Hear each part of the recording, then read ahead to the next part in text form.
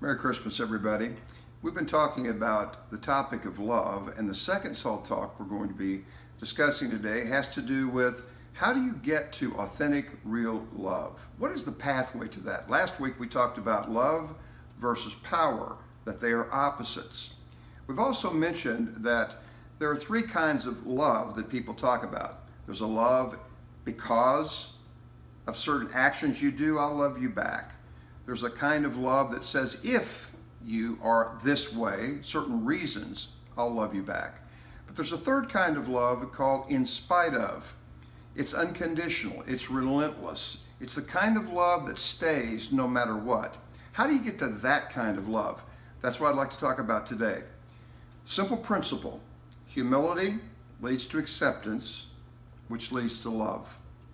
Humility leads to acceptance, which always leads to the kind of love we all want. But let's define terms here. Humility is a term that's elusive. Some people would define humility as strength under control. That's not bad. Some would say it's accepting God's estimate of who we are without argument. I like that one too. But the one that I embrace is this: humility is not thinking less of yourself, it's thinking of yourself less. Now, what does that really mean? The definition of humility really can be very, very practical. It's a self-forgetfulness kind of thing. You and I will never write a book on humility and how I attained it with autographed pictures. It's the fairest flower that ever blooms, but once it blooms, it withers into pride. You can be preoccupied with self, and you will have pride, but you will not have humility. That kind of self-effacing quality always leads to an acceptance. I define that as safe to be who you are without fear of rejection. All of us want to be accepted, and all of us deep down inside know that we have frailties and faults like crazy. Basically, I'm not okay. You're not okay, and that's okay. We accept one another right where we are. But that always leads then to a love. And what do we mean by that kind of love? That love is the one that serves. That one, it's one that gives. It's a verb. It always acts, and it's out of oneself. It empties oneself to become basically a servant.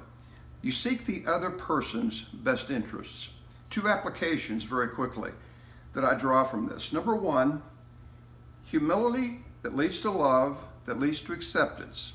If I have a tough time loving somebody, I better go back to ask myself, do I accept them? If I have a difficult time accepting a person, do I really demonstrate humility?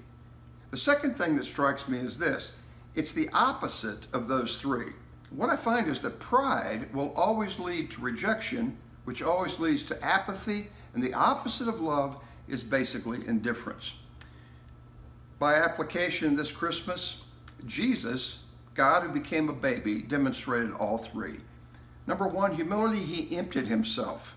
Number two, acceptance, he forgave us of our rebellion. And finally, his love proved that in the fact that he died and rose again on our behalf. Joy to the world indeed. Humility leads to acceptance, which leads to love, the baby in the manger. Next Monday, we're going to be talking about a tough kind of love on Christmas Eve. Have a Merry Christmas.